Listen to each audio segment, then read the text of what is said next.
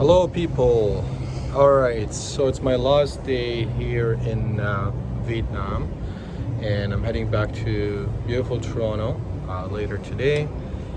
And I was thinking about writing a little post about my 1 month experience in China region, Vietnam, Cambodia, Laos, Thailand, and I got too lazy. Well, that explains why. After a month being here, so I figured I'll write a video, and the purpose of this video is two things. Number one is for anyone who's never been to this region before and thinking about coming here, they're probably overwhelmed like I was 2 months ago when I started planning this trip. So I have some resources. I wrote it down here. I'd like to share it with you, and hopefully that will help you plan your trip. If you plan to come here, which I highly recommend, I really had the time of my life. And I'll also talk a little bit in the second part of this video about Vietnam, Bangkok, about the area specifically that I visited and what's my thoughts and what I think it's nice. But that's just my own personal opinion. Do your research. All right, so a few tips. Tip number one. Obviously, the dry season, when it's freezing cold in Toronto, coming here January, February, March is always the best time to come here, in my opinion. You're running away from the cold. You come here, it's beautiful, nice and warm. Depends where you are. Some really hot, like Cambodia. Some a little bit cooler, northern Vietnam. So you pick your place where you start. But tip number one is, if you can, avoid the Tet holiday, the Lunar New Year. It happened to be this time of the year in January 22nd or so.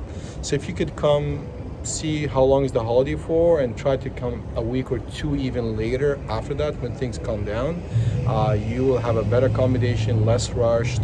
You don't have to book in advance a lot of the things, including the trains and the flights. So you have much more options and less crowds. So that's my tip number one. Avoid the Tet holiday, the New Year, if you can. Number two, in my opinion, Bangkok is a really good hub to fly to from North America, and mostly because it's central and you could do a lot of little flights from there. Very cost-effective flights. Many options, many airlines. AirAsia is the most common one, but there's many options. So I would recommend to go to Bangkok. Bangkok itself, it's okay. It's a good place to spend the night. Go to Phanom Street, I think. It's crazy. Do not stay in that street overnight. I met people who actually hotel on that street and they didn't sleep at night from the crazy loud music. So you can go maybe a block or two away from it to stay, but you can walk to it. It's interesting, it's crazy, it's busy, but it's worth to check for at least a night and have a good sleep before your next flight. If you do go to Bangkok and you want to go show off a little bit, you may go to Sky Bar, 60 something floor. They actually have 4 bars, different bars. They have a really nice restaurant, so you may want to just go there, grab a coffee or some kind of a drink, take some nice pictures. It's a beautiful picture of the whole Bangkok skylines. Highly recommended. All right, so next tip is number 3 is booking. So just book to get to Bangkok, and that's it. From there, surprisingly, there's a website called Balau.com, BAULAU.com. It's even cheaper than Google Flights, but it gives you the option of taking a bus, a train, or a flight. Give you a different option. Prices are extremely reasonable. Very good website, very easy to use, beautiful. I highly recommend to use the website. Once you arrive here, you can start, or from Toronto, you can start booking your flights coming in and out. Use flight as much as you can. It's much faster, much cheaper versus the overnight train or sleeper, unless the circumstances just says like you can't take the train and you want to just check it out. It's beautiful. It's a beautiful experience taking the overnight train, the overnight bus. The bus is pretty cool actually, but again, it depends where you are and where you're traveling. Uber, they don't have Uber here, but they have something similar called Grab, which I think is much even cooler. With Grab, you can even do a car, a tuk-tuk, a motorcycle, many things, which bring me to my other point. I'll come back to Grab. Is I highly recommend to come here as light as possible. Just clothes, especially with clothing wise, honestly, just bring what you need for the plane. As soon as you arrive, go to a local shop, support their economy, buy what you need, things that you're going to be wearing here is going to be nice and light. So the stuff they have here, cottons and linen, is pretty custom to this weather. You are supporting their local economy, and you're traveling light. And at the end, if you don't even bring it back to Toronto, you can donate it to someone who's needing it. So it's just makes more sense. And it's very, very expensive, and in my opinion, very stylish. You know, I love colors, so I highly recommend to travel light. That other advantage of flying light is a lot of the local flights, they charge you for carrying extra luggage. So this way, you're just traveling very, very light. You don't need a laptop, you don't need nothing, just your phone, your clothes, and just come in here. And it allows you also to take the Grab motorcycle, which in my opinion, beautiful experience. You can hop in the back of a motorcycle or tuk-tuk, but motorcycle, and it's like 1/3 of the cost. Extremely useful. I didn't take any taxis, I didn't do any shuttles, I just used Grab most of the time. You can use the app, which is very easy to use, but what you could even do, I usually use the app to figure out what the pricing is, or an idea to get to where I want to go. Walk down the street, see someone that have a Grab jacket or helmet, stop them, tell them I want to go there, bargain with them, and you just pay them cash. It's an option. One other resource you would really need, especially I've been here for a month, I didn't log into my phone, I just had it in airplane mode the whole time, so I didn't buy any SIM card, I didn't see the need for it, but for direction, walking, driving, whatever, you can use an app called maps.me. Patrick suggested, and I used it. It's pretty good. It downloads a copy of the country you're in. It's free, and it's really good tool to use for GPS without the need for an actual cellular signal. So you just download the whole copy in your phone. Maps.com, very useful. I did purchase, actually, when I did download that, I did purchase a guide, and a GPS kind of guides with a lot of description for the Angkor city in Cambodia, which I find extremely useful because it walk me through it and tell me where to stop, and it start telling about the history versus using an actual guide. I personally think that's even a better, more authentic experience. We talked about the clothes, talked about this. One last thing I want to talk about is bargaining. Whatever price they give you, whether you're buying clothes, whether you're buying food, whatever it is, in most cases, taxi and other, and the Grab, you can bargain. And the way I do it is, I first trying to ask 2-3 people, different places, what the price is, so I have an idea what the market is, and then I bargain from that based on I start with 50% off and go from there. And that if you can avoid asking the question how much, if you can figure out what it is and just handing in the money, like I take a boat little ferry where I watched and see they charge someone $15, like some tourists 15,000 currency, and then the local they paid 5. So I noticed that, I just walked in, give them 5,000. The guy looked at me and just said nothing. I just walked out. So you could also do that, because once you ask, they're probably going to say you don't know what's going on. They will jack it up. They're beautiful, amazing, nice people, but sometimes, and usually it's that nice old lady, the one's going to take advantage of you. Just be careful, which I think it's cute, and I don't mind if I can take care of some old ladies. So eat, shop local. I highly recommend, if you're here, especially Cambodia, maybe the most, find the local restaurants, find a local family working street foods, whatever it is. If you can buy the coffee from there, your food from there, your lunch from there, your shop from there, versus going to big names like Amazon Cafe or Highlands Coffee, all these big sort of companies where I have people working, but the money goes somewhere else. But if you can, just find that little shop in the corner, shop from there. All right, so that wraps up my first part of the this video, which talks about the resources. Obviously there's more to it, but honestly, in 1 month I stick to this and it saves me tons of money. So I highly recommend that. All right, so my specific trip, I chose to really check this region because I read a little bit about it. I find it's a good place to start. I love nature, so Vietnam appealed to me as an outdoorsy kind of spot, which I wasn't disappointed. So I did Vietnam, and we did Vietnam, we did Thailand, and then Cambodia. So I picked these because I find it to me relative for me. So Vietnam, from what I can see, honestly, most of what's really nice to see in the north Hanoi, and from there you can do a day trip to see Halong Bay. You can do a 2 day trip to Sapa. If you like some trekking in the rice field, do the Sapa. Keep it simple. Just go there, spend the night, do a full day private tour, find a local lady in the market. She'll walk you through one little few hours path through the rice paddy. You end up in some little, there's 2 villages to visit. You just go to one of the first or the second one, take a taxi back.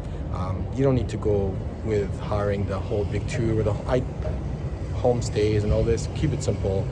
Just go to the market in Sapa and find one of these ladies trying to sell you something. She speaks a little bit English, some of them they do. Use her, says, listen, I just need to go to the village. I forgot the name of it, but you can send me a message if you're planning to go, and I'll tell you which village. She'll walk you, she'll tell you a bit of the history, she'll sell you a bracelet, you buy something from her for a couple of dollars and you're good to go. And come back, spend one night. I did stay at a really nice hotel.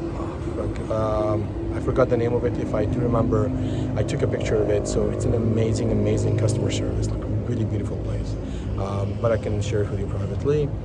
Halong Bay, a lot of people do the overnight cruise. I personally did the full day cruise. One day came back to Halong Bay. I find it to be sufficient. If you want to spend the one extra night there, that's fine. You're still going to see the same amount of things. It's just they start later, they finish early. So time is in essence. I prefer to do the one day. If you're looking for a nice, if you're not alone and you want to have a little bit more romantic kind of like town, an old feeling, I highly recommend Hoi An. You may have to fly to Da Nang from Hanoi to see it. 2-3 nights should be enough. Beautiful old town, so much to do, crazy busy, but it doesn't bother me. You can work around it, i.e. wake up super early after the sunrise, walk around, take some beautiful picture of the architecture, okay, and the rivers and everything. Go back and rest when it's hot. Go at night, check it out again. The best banh mi sandwich you're gonna have there. You're gonna follow by a really nice coffee and all this cake, the mango cake, which is not a cake, it doesn't have mango, so I don't know why they call it mango cake. But you can have one, walk a block, have another one. The old lady tried to scam me for 10,000 bong, but I know it was less than 5,000, so she smiled and took the 5,000. She's so cute. And now, if you are an outdoorsy, you love the outdoor, I highly recommend to fly to Dang Hoi. Spend a night there. It's a cute little village, town, fishing village. There's some nice coffee shop in there. I would highly recommend. I think it's called Grassroot or something. Again, I can send it to you privately. And then head to Phong Nha Ke Bang National Park. In there's so much stuff to do. I think if you're in Vietnam, you want to do outdoor, you got to try one of the caves, and you can do an overnight cave camp. Hong In Cave is what I would recommend. If you want to book in advance and you want to go all the way and you feel adventurous, I would highly recommend the world's largest cave, which is Hong Son Dong, which translates into the Mountain River Cave. They allow limited number of people per year. You have to book in advance, and it's not cheap. Having said that, in my opinion, it's worth every penny. Amazing food, amazing porter, amazing guides. The scenery there, you feel like you're in another planet. I will make a video for that. I will share it actually for that specific video, but I'm not going to share a lot of the other ones. I'll give you a surprise so you can come and check it out. I stopped for a few hours in Ho Chi Minh City, transit. I went for a motorcycle ride around the city, 3-4 hours. It's cute. I didn't get the feeling for it personally. I don't think there's much there, but I could be wrong. I honestly think if you're limited in time, focus on the north part. Hoi An in the center. I'm in Da Nang. Something interesting here, I really don't get it. There's a lot of hotels, a lot of high-rise hotels. I really don't get it why. The beach is okay. There is a beach. It's more beachfront than an actual beach to swim, but people are swimming. But it's not my thing. Hoi An is definitely, and obviously the Phong Nha Ke Bang National Park, in my opinion, especially if you're an outdoorsy, you gotta go there, spend some time. At the end of the trip, you wanna relax. In my opinion, a good short fly for maybe a couple $100, maybe less, 100, 150. Go to Bangkok, and from Bangkok, based on my research and talking to a lot of people, it seems to be there's two options to go spend some time in the nice beaches, which I really like. Is you either do the Phuket Island or the Krabi province. And if you look at the map, they're actually right against each other, and they're sharing the same Andaman Sea. So you are accessing the same beaches, including my favorite Fifi Island. People call it BB. I start calling it Beefy, so this way it's a win-win. Just beautiful, beautiful day tour. You can do it from both. Talking to a lot of people who visited both, and personally, I really think you're better off to go to Krabi province, not Phuket Island, which is really not an island. It's an island, but there's a bridge. It's close to the mainland, so technically it's not really an island. It's super crazy. It's loud. Very, very busy. So most people say forget about Phuket, go to Krabi, which I did, and I was really happy I did that. I did stay at a town, or we stayed at a town called Onang, which I thought it was super beautiful, super cute. Avani Resort with the, similar to this pool here, with the infinity pool with the overlooking the cliffs and the beaches, the water, the sea. Highly recommended. But there's many options. It's a beautiful town to go, a good place to spend 3-4 days. Definitely do the Phi Islands.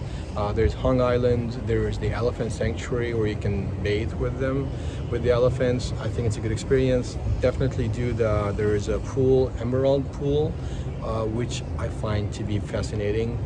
Beautiful colors, beautiful place to have a dip and a swim. I managed to squeeze in a few days for Cambodia since I'm here, and Cambodia went straight to Siem Reap, where the Angkor Wat and the Angkor Thom, the city and the temples are. I think it's worth a visit. I really, really fall in love with the Cambodian people. I love how simple they are, how happy they are despite the craziness that they went through. Cambodia reminded me so much with Guatemala. I fell in love with Guatemala, one of the cities out of Central America and South America. Somehow I get the same feeling in Cambodia. The people are just amazing. I mean, I have so many examples where I had such a pleasant time there, including having a breakfast at a little place overlooking the Angkor Wat temple, and just absorbing it and just enjoying it. And this older Cambodian man sitting beside me, I don't know if he was in a tour or something. You can tell he's a local guy, but he's checking it out, I guess. We don't speak the language. I speak English, he's speaking Cambodian. We just laughing and smiling at each other. And somehow we have a connection, and he was sharing his morning donuts with me and all this stuff. So this is the kind of people there. If you do go to Cambodia, Siem Reap in particular, a couple of thoughts I would suggest. Do your research first, but you could spend the day maybe going to the floating village.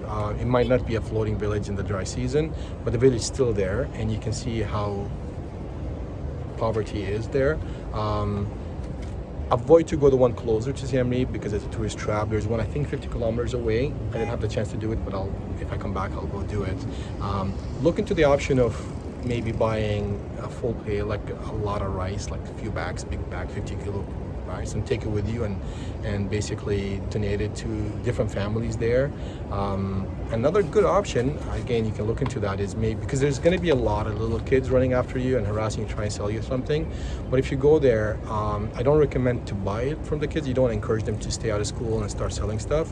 But what you could do, maybe take school supplies, some coloring, some books and stuff like this, put it in a full suitcase, especially if you're going straight to Cambodia to start, which is not a bad idea to start the trip, hopping into Bangkok and go there, and just handing it out to the little kids in the village or any other kids. That might be something that feel rewarding, and you can do it there. I don't know if I missed anything, but I really think that's pretty much it. It is my first trip here. Obviously, I will be back. I'm really happy with the choices I made. It's my first time doing a lot of planning before coming, actually, and it paid off really well. So I do recommend planning as much as you can. but give yourself enough flexibility between the places to unwind and relax and absorb in all the beauty. I really loved the street foods and the history and old towns and stuff like this in Vietnam. I really love the beaches in Thailand. Phi Phi Islands, Hong Islands, the Bamboo Beach, all the different ones. It's just simply beautiful. And I really loved the attitude and the people of Cambodia. So every region is different. It's pretty hot Cambodia, but it was beautiful. Sorry it's a long video. We'll upload it at some point on my Facebook, and hopefully this will encourage you, inspire you to come and visit the region and help the local economy here and help the people. Be open-minded, take it easy, relax, and that's it. If you have any questions after, you can always ping me. We can meet up for a Vietnamese egg coffee on St. Clair Avenue in Toronto. Apparently they have one there, so I can't wait to try that out. Or we can find some Cambodian food and just eat, whichever way. All right, have a great one, everyone. Thank you.